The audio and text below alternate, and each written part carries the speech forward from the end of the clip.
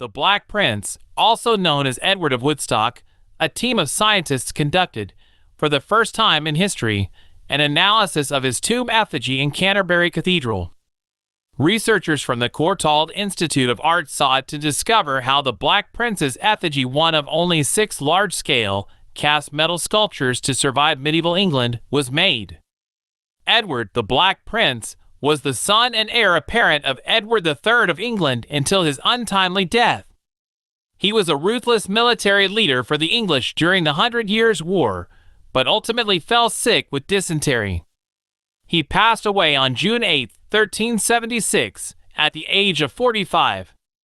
The Black Prince gave specifications regarding his tomb in his will, and his son, Richard II, carried out its creation. The effigy shows Edward as an adult crown prince in armor.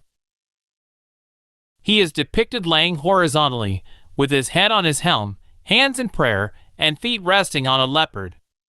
In his will, Edward stated that he should be depicted fully armed in plate of war, a wish that was obeyed. In fact, Edward's effigy is so accurate that the research team now believes an actual armorer helped to make it. Dr. Jessica Barker, a senior lecturer in medieval art at the Courtauld Institute of Art, led the team of art historians and scientists to analyze the Black Prince's tomb. Their research was carried out with Canterbury Cathedral and was published in the Burlington Magazine.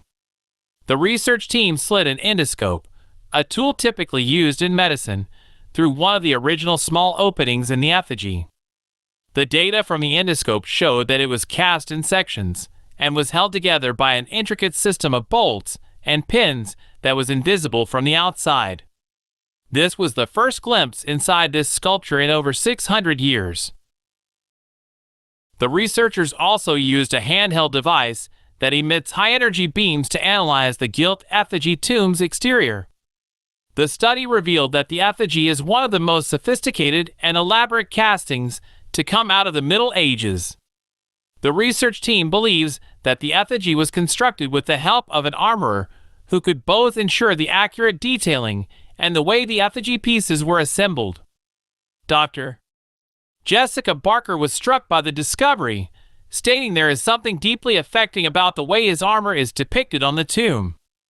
This isn't just any armor, it is his armor, the same armor that hangs empty above the tomb, replicated with complete fidelity even down to tiny details like the position of rivets. The study also redated the effigy. Originally, historians believed that the tomb and effigy were made shortly after the Black Prince's death. However, this more recent study suggests that Richard II commissioned 2 effigies, one being his father's and the other being that of his grandfather, Edward III, in Westminster Abbey, which places the creation of the Black Prince's tomb closer to a decade after his death. The research team believes it is very likely that Richard II was seeking to promote the enduring and immutable character of the crown through the making of precious metal effigies of his father and grandfather, similar to those he would later order for himself and his wife, Queen Anne of Bohemia.